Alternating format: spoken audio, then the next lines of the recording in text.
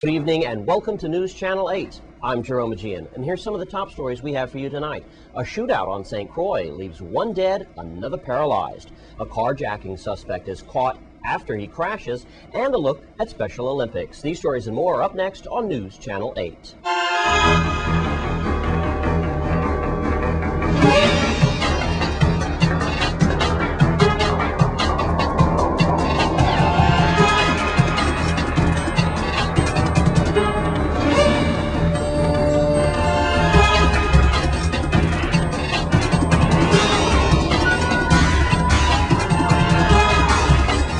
In our top story tonight, an early Sunday morning shootout at a nightclub on St. Croix has left one dead and another could be paralyzed. News Channel 8's Wes Small files this report from the Frontline nightclub in Estate Glen. Thanks a lot, Jerome. Unfortunately, we have recorded our 9th homicide in our territory so far this year, the latest one coming from here. I'm standing outside a Frontline nightclub, and it was 4 o'clock in the morning on Saturday when all hell broke loose. I have to tell you, it was a packed house, very peaceful, leading up to the event.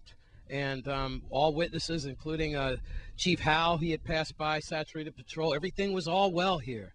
And then 2 men apparently had some problems, an altercation, one 21 years of age, the next 29. 29-year-old Leroy Brooks from Campo Rico. He was shot, and then he tried to hide underneath a vehicle. That vehicle ran over him.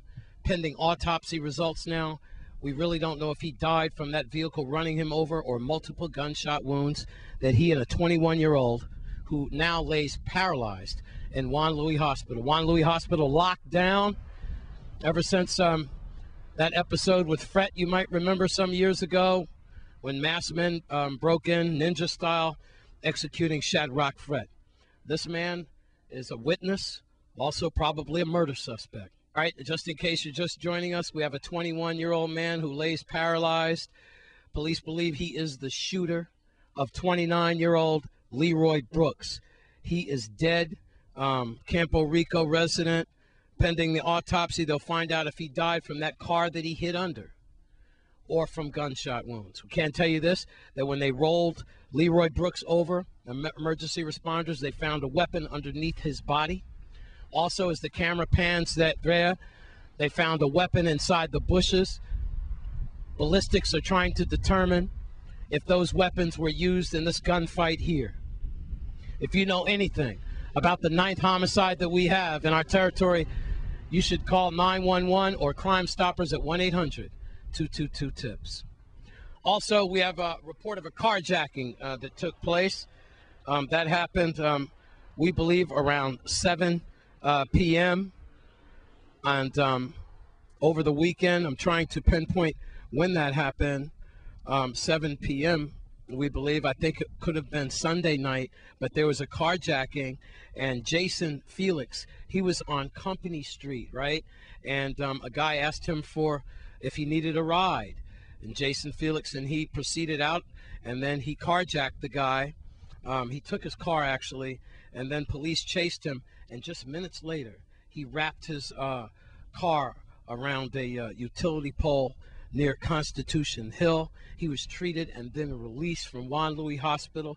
He is now in Golden Grove Prison. Again, his name is Jason Felix. Last but not least, we had early yesterday morning at 5:15 in the morning in the area of 10,000 Helpers. You know that area in Frederickstead. We had someone named George Stewart. He is the perpetrator. George Stewart, a suspect, pulled a knife on someone that he apparently knew and cut out his wallet out of his back seat there, thusly injuring his buttocks, slashed his buttocks with that knife, alleviated the wallet, and got $200 in cash that was in that wallet. Less than 48 hours.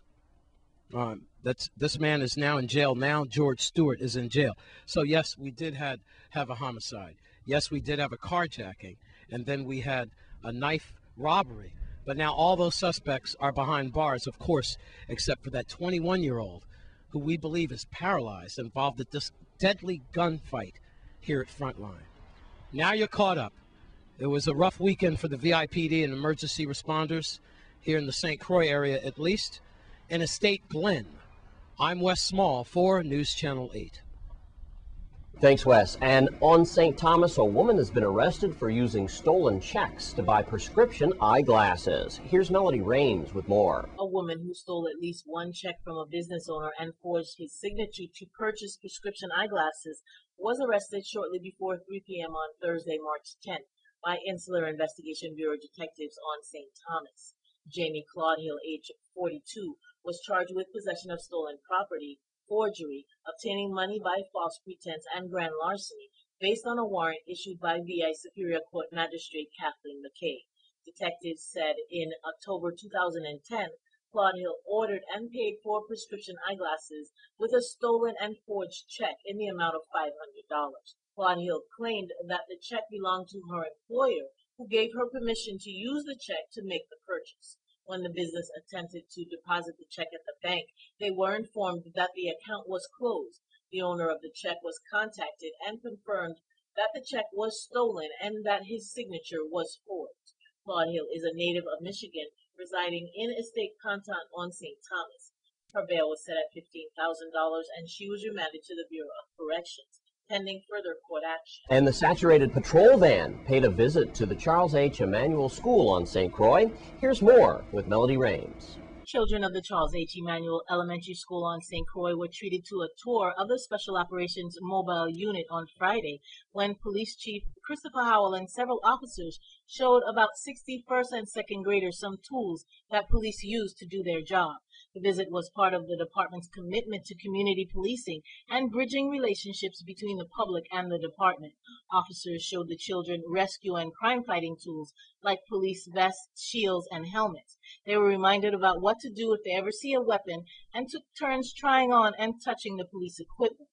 As the children left the van to make room for another class, they were given pencils, mini notebooks, juices, and healthy snacks. St. Croix Police Chief Christopher Howell said he intends to continue the school and community visits in the new Special Operations van. In the evening, the van operates as a mobile booking station for persons arrested by saturated patrol and zone officers. Utilizing the van in this way keeps more officers on the street, Howell said, as it usually takes 2 or more officers to process an arrest at the police station. Thanks, Melody Rames of the Virgin Islands Police Department.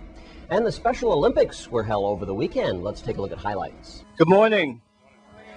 It is always a pleasure for me to be a part of this very important event, especially because it shows the volunteerism in our community and the people who all come together.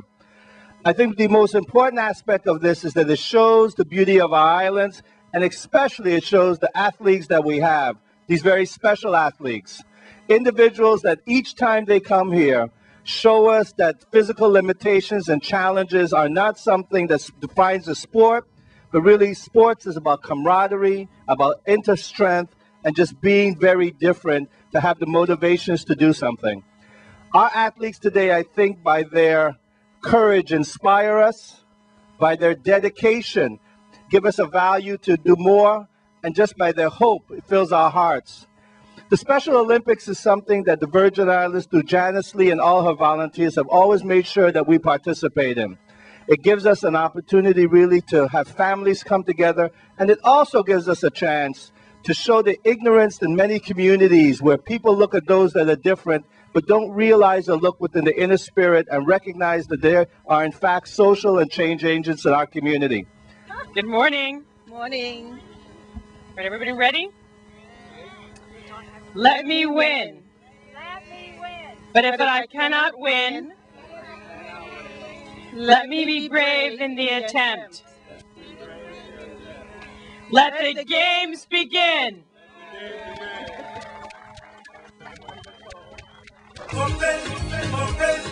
Keep the music bumping. I can't live without you. Somebody's coming up from the inside. All right. Good race. Good race. Way to go, athletes. Keep the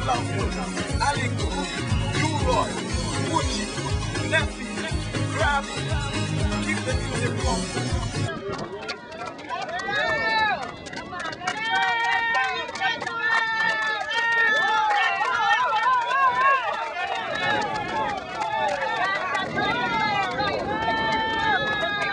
Once again, it's a pleasure to be here supporting the Special Olympics. This is something that's been going on for the past 34 years. I want to give a commendation to the executive board and the committee because this is done out of commitment and out of love. But today you could see the excitement on the students' face. They're all excited. I just got a challenge from Josh. Josh told me he's taking a wheelchair trophy today. He said he's ready. He already sent the message to Mikey. So today is very interesting. But the most important part in it also is the parents. You know, parents supporting the children. Today is their day. This is their day to shine. This is their day to be a part of, to make them feel welcome and not other than a regular person. So we need to support it. I understand in the opening remarks, Mr. Pt1 mentioned that they have been struggling for years trying to keep the games going.